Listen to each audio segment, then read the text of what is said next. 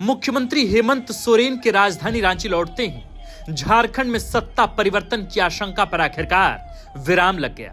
हालांकि अटकलों पर यह विराम भी अल्पकालिक ही है, क्योंकि मुख्यमंत्री का यह दिल्ली दौरा कोई आखिरी बार नहीं है। झामुमो कांग्रेस के कोर वोटर मानते हैं कि अगले 4 बरस तक सीएम जब राजधानी दिल्ली की तरफ कूच करेंगे, तब झारखंडी जनता को सत्ता के बदलाव का घिसा पिटा फॉर्मूला रटवाना शुरू कर दिया जाएगा। इस बार भी सीएम हेमंत के दिल्ली प्रवास से झारखंड सहित पूरे देश में ऐसी ही अटकलें लगती रही। सीएम हेमंत बगैर किसी पूर्व सूचना के 5 दिनों तक राज्य से बाहर रहे, तो राजधानी रांची से लेकर राष्ट्रीय राजधानी दिल्ली की मीडिया में हेडलाइन चलने लगी कि हेमंत झारखंड में बीजेपी संग सरकार बनाएंगे। दावे यहां तक कर दिए गए कि हेमंत ने बीजेपी के शीर्ष नेताओं संग दिल्ली में मुलाकात तक कर ली। चाय की टपरियों से लेकर पान की गुमटियों तक कार्यकर्ताओं में यह चर्चा सरेआम शुरू हो गई कि हेमंत कांग्रेस छोड़ अब बीजेपी संग जीवंत होंगे। बीते 5 दिनों में झारखंड में बहुत कुछ घटित हुआ। राजनीतिक कार्यकर्ताओं के फोन की घंटियां बजती रही, पत्रकारों पर अचानक पॉलिटिकल विश्लेषण का दबाव बढ़ने लगा, खुफिया सूत्र रांची से दिल्ली तक एक्टिवेट हो गए, कांग्रेसी विधायकों और मंत्रियों की हवाइयां उड़ने लगी और आखिरकार राजद कोटे के मंत्री के जहन में कांग्रेस को लेकर एक कहावत घर कर गई कि हम तो डूबेंगे सनम, तुमको भी ले डूबेंगे।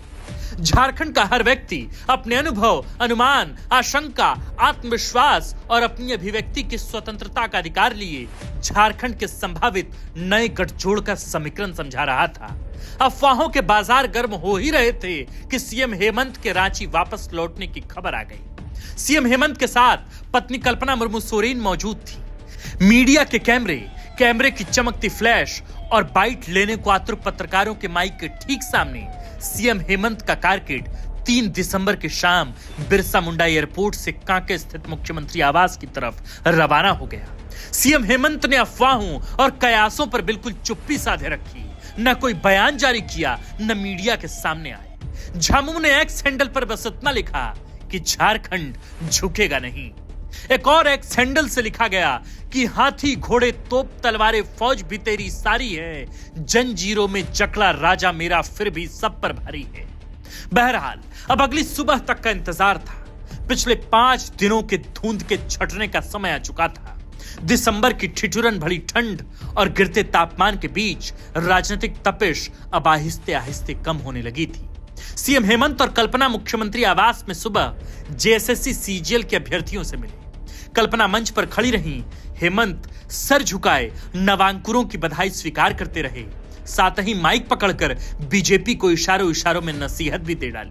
और फिर इसके बाद शुरू हुआ सीएम हेमंत के बैठकों का सिलसिला, जो बीती रात करीब 8:30 बजे तक यूं ही चलता ही रहा। सीजीएल के अभ्यर्थियों से मुलाकात के बाद सीएम हेमंत के कारकेड सीधे विधानसभा के लिए निकल पड़ी और शीतकालीन सत्र के सुचारू संचालन को लेकर आहूत बैठक में बाबूलाल मरांडी, राधा कृष्ण किशोर संग हेमंत ने हिस्सा भी लिया। वहां से निकले तो सीएम हेमंत अपनी पत्नी के साथ एनेक्सी भवन की तरफ रवाना हो गए। एनेक्सी भवन के टीआई सभागार में सत्ताधारी विधायकों और मंत्रियों को बुलवाया, देर रात तक खुद बैठक की अध्यक्षता की और बगैर किसी प्रेस विज्ञप्ति के जारी किए अपनी चुप्पी से आखिरकार इत्तला कर दिया कि अफवाहों का बाजार यूं ही गर्म रहे, हम हमारा काम यूं ही करते रहेंगे। अरे कौन जानता था कि अफवाहों की सुलगती आग पर पक रही महत्वपूर्ण सियासी खिचड़ी में छौंक सीएम हेमंत चुप्पी साध कर लगाएंगे। जानने वाले जानते हैं कि 50 वर्षीय सीएम हेमंत अब चुप्पियों से अफवाहों का भरम तोड़ते हैं। भाजपा संग झामुमो के गठबंधन करने की अफवाह पर सीएम हेमंत की चुप्पी से विपक्षियों को चित करने का यह अचूक फॉर्मूला आपको कैसा लगा, कमेंट कर जरूर बताइएगा।